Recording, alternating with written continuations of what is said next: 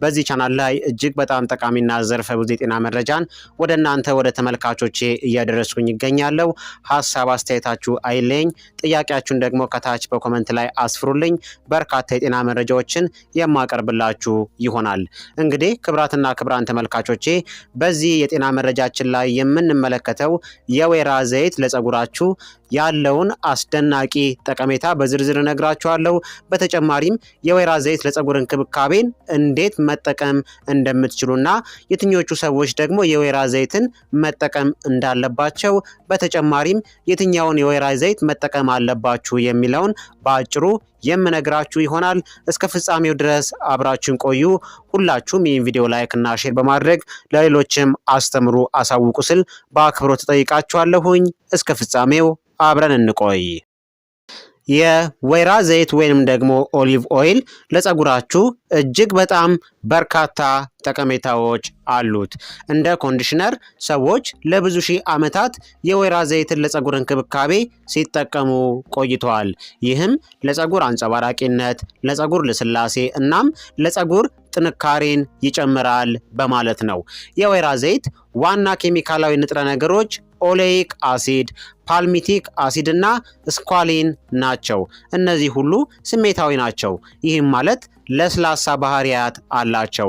የወይራ ዘይት በፀጉር እንክብካቤ ውስጥ ያለውን ተወዳጅነት ለመደገፍ በጣም ጥቂት ሳይንሳዊ ማስረጃዎች አሉ። ነገር ግን አንዳንድ ጥናቶች የወይራ ዘይት ከፍተኛ የእርጥበት ተጽዕኖ እንዳለው ያሳያሉ።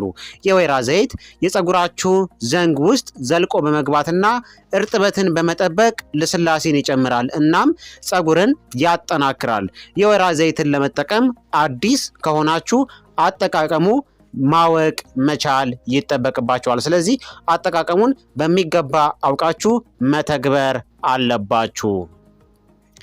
አንደኛ፣ የወይራ ዘይትን ለመጠቀም በቅድሚያ በሚገባ አስቀድማችሁ ፀጉራችሁን መታጠብ ይጠበቅባችኋል። በመቀጠል የምትጠቀሙት የአጠቃቀም መጠንን ማወቅ መቻል አለባችሁ። የወይራ ዘይትን እንደ ፀጉር ምርት ከዚህ በፊት ሞክራችሁ የማታውቁ ከሆነ ለመጀመሪያ ጊዜ 1 ማንኪያ ወይም ደግሞ 2 ማንኪያ ብቻ ተጠቀሙ። ምን ያክል የወይራ ዘይት መጠቀም እንዳለባችሁ፣ ምን ያክል እንደምትፈልጉና የት መጠቀም እንዳለባችሁ ይወሰናል። የፀጉር ጫፎች ከ1 የሾርባ ማንኪያ በላይ የወይራ ዘይትን አይፈልጉም። መላው ጭንቅላታችሁን ደግሞ የምትቀቡ ከሆነ ቢያንስ 1/4 ኩባያ የወይራ ዘይት ያስፈልጋችኋል። በተለይም ረጅም ወይም በጣም ወፍራም ፀጉር ካላችሁ። ሁለተኛ ደግሞ የወይራ ዘይትን በፀጉራችሁ ላይ ካደረጋችሁ በኋላ ዘይቱን ለጥቂት ደቂቃዎች በፀጉራችሁ ውስጥ በደንብ ማሸት መቻል ይጠበቅባችኋል። እንዲሁም ደረቅ የራስ ቆዳ ካላችሁ ወደ ጭንቅላታችሁ ማሸት አለባችሁ። ዘይቱን ለ15 ደቂቃዎች ወይም ደግሞ ከዚያ በላይ በአናታችሁ ላይ እንዲቆይ ማድረግ አለባችሁ። ሶስተኛ ደግሞ ዘይቱን በሻምፖ መታጠብ ይጠበቅባችኋል። በትንሹ የወይራ ዘይቱን ከ15 ደቂቃ በላይ በፀጉራችሁ ላይ ካቆያችሁ በኋላ በሻምፖ በሚገባ መታጠብ ይጠበቅባችኋል።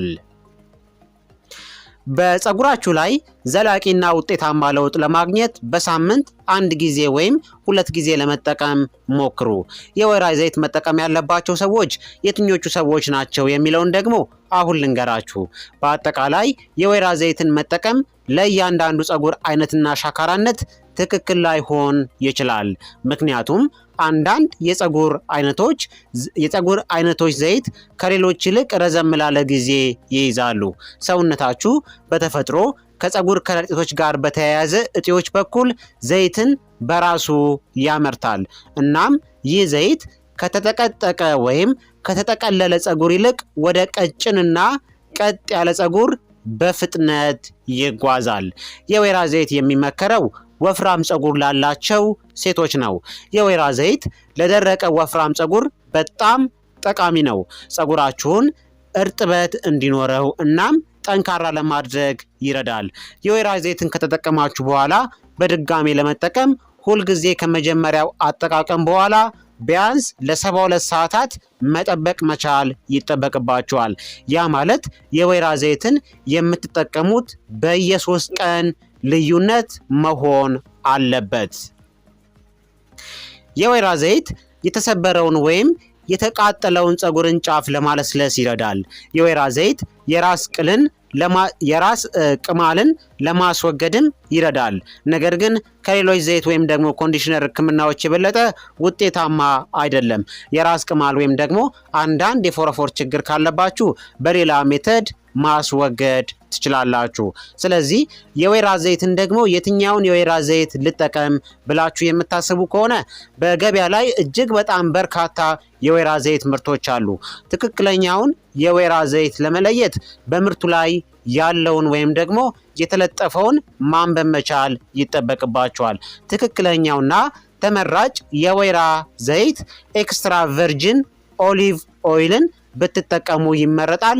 ተጨማሪ ድንግል የወይራ ዘይት የምንለው ማለት ነው። ምርቱን አይታችሁ ኤክስትራ ቨርጂን ኦሊቭ ኦይልን መጠቀም መቻል ይጠበቅባችኋል።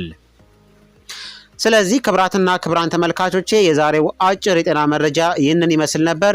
የወይራ ዘይት ለፀጉራችሁ እንዴት መጠቀም እንዳለባችሁና የትኛውን የወይራ ዘይት መጠቀም እንዳለባችሁ በአጭሩ ነግሬያችኋለሁ። በሌላ የጤና መረጃ እስከምንገናኝ እኔንም እናንተንም ቸር ያቆየን። መልካም ጊዜ፣ መልካም ቆይታ። ቻው ቻው።